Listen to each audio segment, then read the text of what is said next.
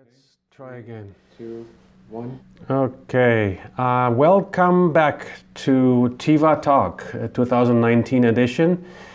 We are now in early February. We would like to give you our impressions from the January of 2019 Detroit Auto Show, also called NAIAS. So we can maybe start with a quick Teva fleet update. That's our family fleet, which currently consists of 3 electric cars. We have just acquired a 2018 Tesla Model 3 all-wheel drive dual motor in late November. We have also decided to keep our BMW i3 2015 Rex edition after the lease ended. So it's still in our fleet, we're still enjoying it. And finally, last summer, around June, we got the BMW X5 plug-in hybrid SUV, which has been now for a few months in our fleet. For the trip to Detroit, we selected Tesla. It would kind of make sense. We would like to test its long-distance capabilities in the winter especially. And so there we basically made it there. We could have made it with only 1 stop. We chose to make 2 stops for various reasons. In the summer, the range would allow it to do a non-stop trip from here to Windsor, which is about 370 kilometers, no problem. However, in the winter, with the range loss, which varies from 30 to 40% in extreme cold weather, we stopped at Woodstock Supercharger, and then we also stopped just before hitting Windsor. We stopped at Comber Supercharger just to allow us to basically have a pretty full battery without having to rely on charging network in Windsor or Detroit. Our hotel, which was Caesars Palace, yeah. They do offer a couple of options for charging electric cars. One of them is outdoors camping car parking, which offers NEMA 1450, so a level 2 charging capability. We decided to forego that and park underground where the valet is, because it's a heated garage. It offers only 120 volt level 1. However, with overnight charging, we were pretty much charged up to full every night. Yeah, it was a little bit of a hassle, but still worth it. Yeah, we recommend it. So if you're traveling in the summer, probably the best idea is, use their outdoor level 2. But in the winter, because the underground garage is heated, it makes sense to park underground. It's also more secure than the outdoor lots. So it depends how concerned you are about the security. But this is we've been going there for a few years to Caesars Casino in Windsor every time we go to the show, and we highly recommend that hotel. It's a very a nice place. Okay, so let's start chatting about the actual show. What was the first car that the first presentation was Ford, but they only made an announcement that they're considering partnering with VW.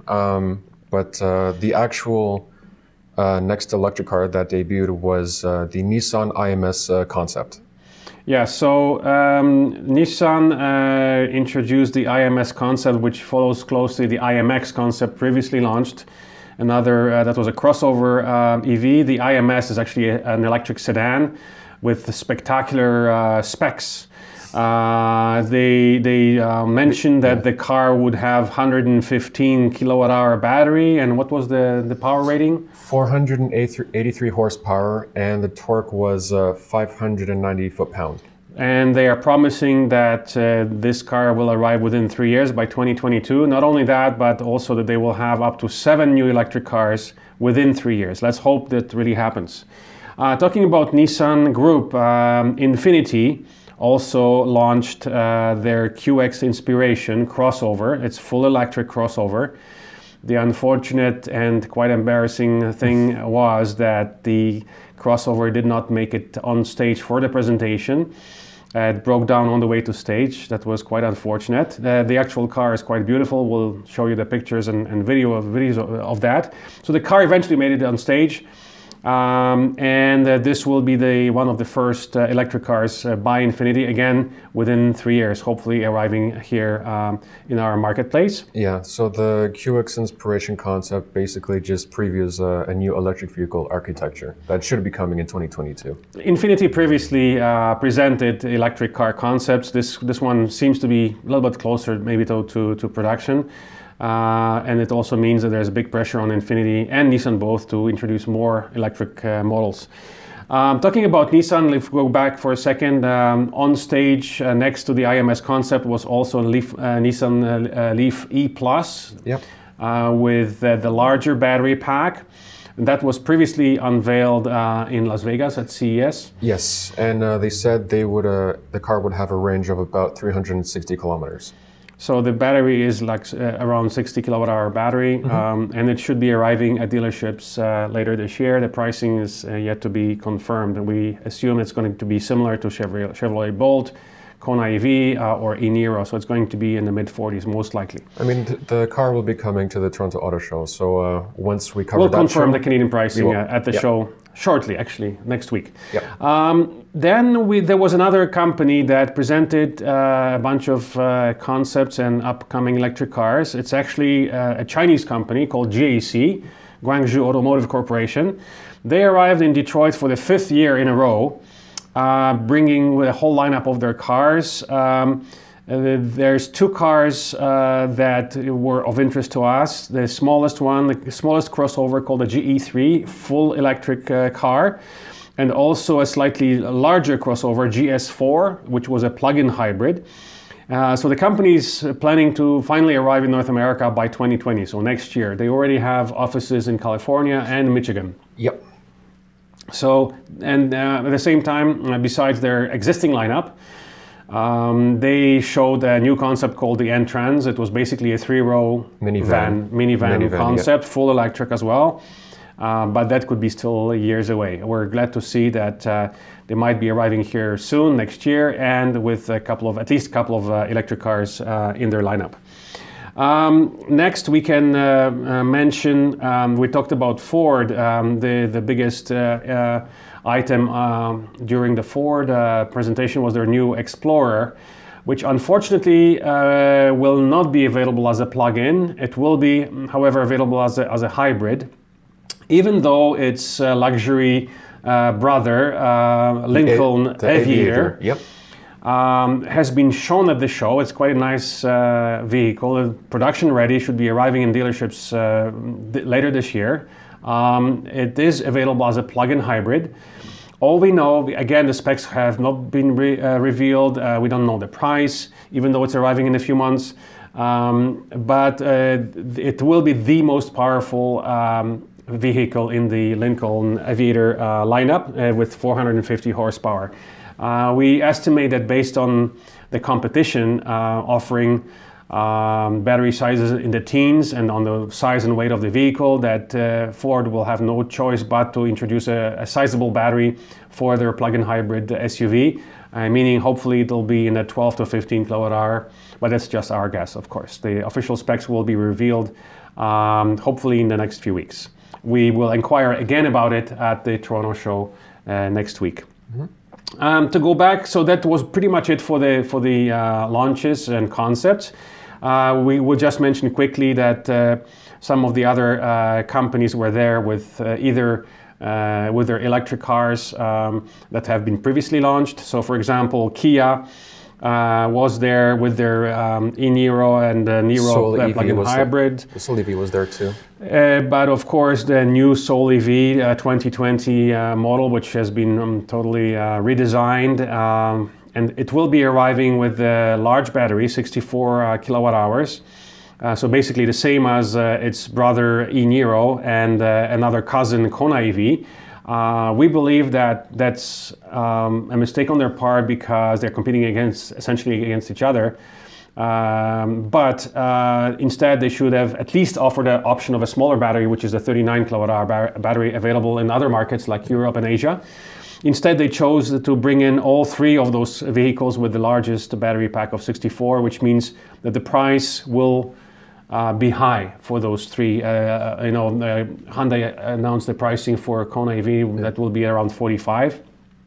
So they're not quite affordable EVs just yet, but at least they are long range, and there's more long range options coming. Then we, of course, we talked about Hyundai, we talked about Kia. There were some smaller companies there. So there was the Surefly, which we thought, or I thought it was fully electric, but it's just a normal hybrid plane. But there were three other concept vehicles. There was one electric car from Mahle and another one from Rinspeed, which was just totally out of this world. And then there's also Quadrobot. Both Rinspeed and Quadrobot were concept cars based on a modular platform, which was actually pretty cool. So for the Rinspeed, it was more of a commercial vehicle for airports, whereas the Quadrobot was a really cool, modern, futuristic, modular like minivan, which was pretty cool. And I mean, other than that, those are all the vehicles. So we can mention that Surefly, basically it's a hybrid, so it has a range extender. It's a octocopter accommodating up to 2 passengers. It's basically a passenger drone. It has electric motors, but they are the power is being supplied by range extender generator, gasoline generator. It has a small 6 kilowatt-hour battery, which will basically allow it to land safely if they run out of gas or if there's an emergency.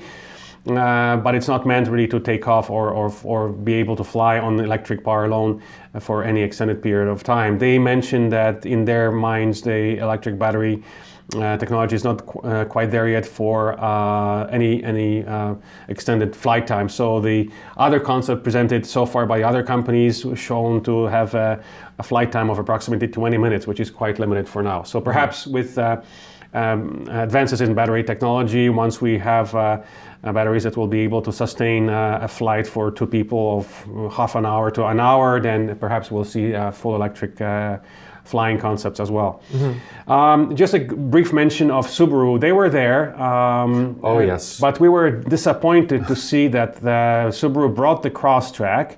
However, they did not bring the Crosstrek plug-in hybrid concept, which they launched a few weeks prior at CES in Las Vegas. It was actually a production car. I mean, unfortunately, I think the Subaru Crosstrek PHEV is going to be more or less the same deal as with what Honda is doing with their Fit EV. So they might be just selling it in California, not in Canada. In ZEV states and ZEV provinces in Canada offering incentives, so Quebec and BC will likely get them first. We hope that we will see them eventually in Ontario.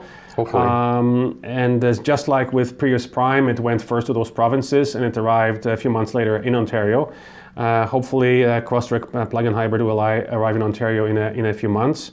As you may know, it's basically a Toyota Prius technology, except it's offered with all-wheel drive. Yep.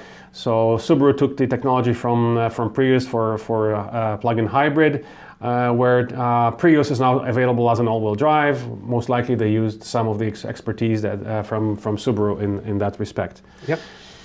And I think that's pretty much it, right? That's pretty much it. So just to wrap up, our impression, because we've been going to Detroit for a few years, is that its relevance is diminishing. The manufacturers are disappearing. The actual square footage of the show is less, fewer people exhibiting, which is unfortunate, but we understand that the focus is now shifting towards the West Coast. So the LA show, the Las Vegas CES, as well as New York Auto Show, which will be happening in a couple of months. It was actually a bit disappointing, to be honest. That's right. So because of that, I think they're trying to revive the show by moving it next year in 2020. They're going to move it to June instead of January, which kind of makes sense, hoping for more visitors and perhaps hoping that other manufacturers will rejoin the Detroit Auto Show. I mean, they will be offering test drives, so that's pretty cool. Exactly. Other than that, I don't know if it's going to revive the magic that the show used to have. We will assess our future plans for Detroit. We might switch our focus to other shows, but for now we will continue. So thanks very much for watching, and see you soon.